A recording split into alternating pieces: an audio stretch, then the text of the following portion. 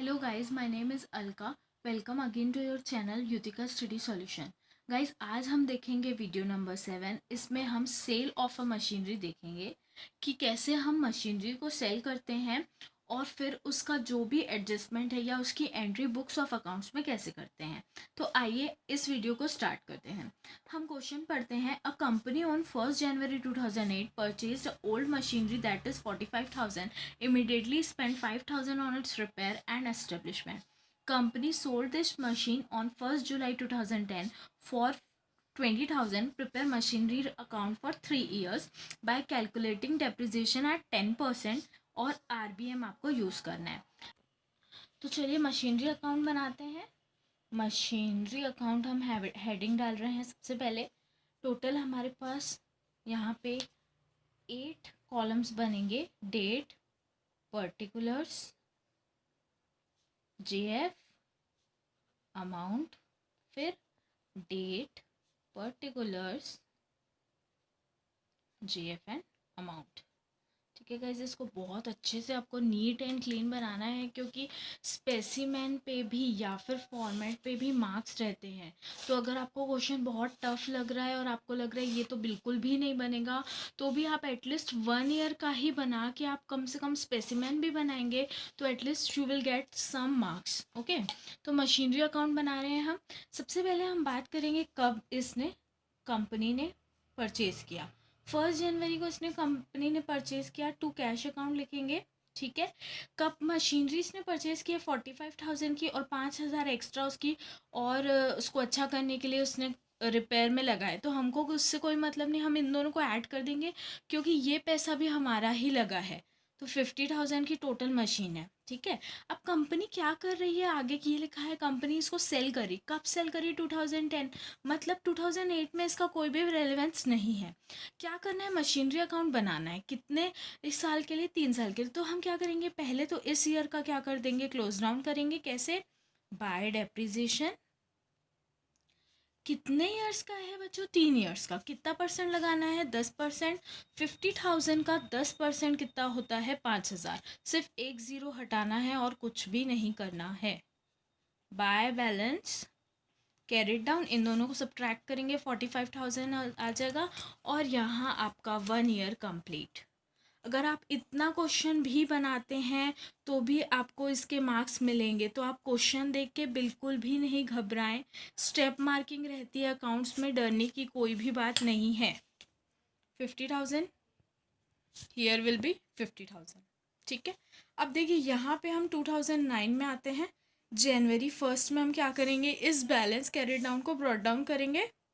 To balance brought down 45,000। अब क्या करेंगे, देखिए 2009 में कोई भी एक्टिविटी नहीं है, सिंपली डेप्रिसिएशन चार्ज करना है मुझे। बाय डेप्रिसिएशन क्या करूँगी, 5,000 लगाऊंगी क्या? नहीं, मैं कितना लगाऊंगी, 4,500 लगाऊंगी। क्योंकि ये जो अपन को मेथड फॉलो करना है ये रिड्यूसिंग है, मतलब बैलेंस पे करना है। उसके बाद by by balance carried down. ठीक है, इन दोनों को क्या कर देंगे, सब्ट्रैक्ट कर देंगे एंड कितना मिलेगा मुझे? 40,500। ठीक है, इन दोनों को हम क्या कर देंगे, 45,000 कर देंगे, 45,000 कर देंगे। ठीक है, अब देखिए ये यहाँ पे टोटल हो गया और ये यहाँ पे टोटल हो गया। ओके, अब देखिए बच्चों ये जो वीडियो मैंने बनाया है ये इस ईयर के लिए बनाया है स्पेसिफिकली, तो ध्यान से सुनिएगा। 2010 में जब ये सेल होगी तो कैसा ट्रीटमेंट होगा। जनवरी 1 टू बैलेंस कैरिड डाउन का क्या हो जाएगा, ब्रॉट डाउन 40,500। अब देखिए अब क्या डिफरेंस आ जाएगा। सबसे पहले हम डेप्रिसिएशन लगाएंगे। अब ध्यान से देखिए एक चीज़, मैंने यहाँ पे एक मिस्टेक की, अगर आपने पकड़ी होगी तो। Company sold this machine on 1 जुलाई 2010, तो मैं पूरा डेप्रिसिएशन दिसंबर तक का लगाऊंगी क्या? नहीं, मैं कितने तक लगाऊंगी, जुलाई 1। तो मैंने डेप्रिसिएशन मुझे कब तक लगाना है? 7 तक लगाना है। क्यों 7 तक लगाना है? क्योंकि मैंने यूज़ ही वहाँ तक किया है। ठीक है, अब डेप्रिसिएशन किस पर लगेगा बच्चों?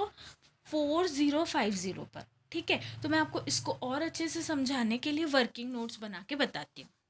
देखिए आपको अपने एग्ज़ाम में वर्किंग नोट्स बनाना बहुत ज़रूरी है। अगर आप वर्किंग नोट्स नहीं बनाएंगे या नोट्स नहीं बनाएंगे, नोट टू रिमेंबर नहीं बनाएंगे, शो करके नहीं दिखाएंगे अपने आंसर शीट में, तो आपको मार्क्स नहीं मिलेंगे। सबसे पहला वर्किंग नोट मेरा बनेगा डेप्रिसिएशन पर, जो 6 मंथ्स के लिए है। ठीक है, कौन सा डेप्रिसिएशन? ये वाला यहाँ पर। ठीक है, 40,500 को लेंगे, उसका 10% चार्ज करेंगे और 6 मंथ्स के लिए हम क्या करेंगे, उसको निकालेंगे। अब देखिए, डायरेक्टली मैं 4050 कर सकती हूँ और इसको सीधा मैं क्या कर सकती हूँ, हाफ। मतलब 4050 का मैं सीधा ले सकती हूँ हाफ। ठीक है, तो इसको आप करोगे तो कितना आएगा, 2025 आएगा। ठीक है, 2025 rupees. Working note number 1 depreciation आ गया। सेकेंड वर्किंग नोट 2025 को पोस्ट कर देती हूँ इस अकाउंट में। 2025 आ गया आपका डेप्रिसिएशन। ठीक है बच्चों, अब क्या करेंगे, इसको सेल कर रहे हैं तो पैसे मिलेंगे, तो यहाँ पे हमको लिखना है बाय कैश। कभी भी जब मशीनरी को सेल करते हैं तो हमको यहाँ पे बाय कैश लिखना है। इसको आप कैसे याद कर सकते हो, कभी भी जब परचेज कर रहे थे तो अभी तक कितने सारे वीडियोस में हमने क्या पढ़ा, सबसे पहले टू कैश लिखना है। ठीक है, यहाँ पे बाय कैश कैसे आ जाएगा, क्योंकि ये हम बेच रहे हैं तो रिवर्स हो रहा है। जब परचेज कर रहे हैं तो इधर लिखना है और जब सेल कर रहे हैं तो क्रेडिट में। कब सेल कर रहे हैं, 1 जुलाई को ही सेल कर रहे हैं भाई।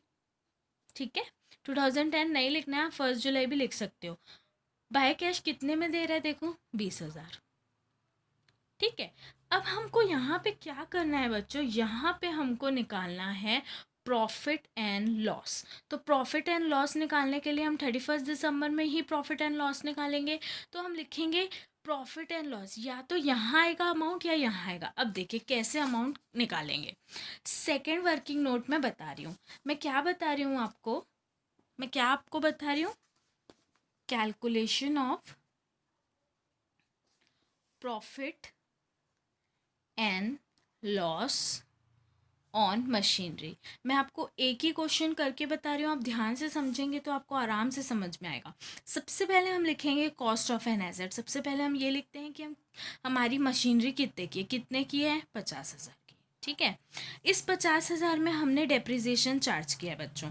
कितना डेप्रिसिएशन चार्ज किया है, सिर्फ ये किया है क्या, बताओ, ये किया है क्या, नहीं, ये भी किया है, ये भी किया है, ये भी किया है। तो हम क्या करेंगे, माइनस TD लिख देंगे। TD मतलब होता है, यहाँ पे मैंने TD लिखा है फॉर टोटल डेप्रिसिएशन। कितना अमाउंट है देखिए, सबसे पहला 5,000,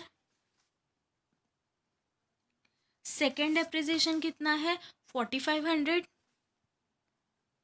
और थर्ड डेप्रिसिएशन मैंने यहीं पे ही निकाल दिया है 2025। मतलब ये 9,500। टोटल डेप्रिसिएशन मेरा कितना आएगा, इन सबको क्या कर देंगे, ऐड कर देंगे।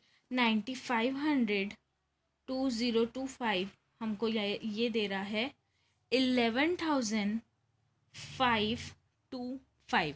इसको इससे माइनस कर देंगे, इस अमाउंट से इसको क्या कर देंगे, सब्ट्रैक्ट कर देंगे। ये हो गया 10,9,9,9,4। तो ये हो गया आपका 5,7,4,8,3।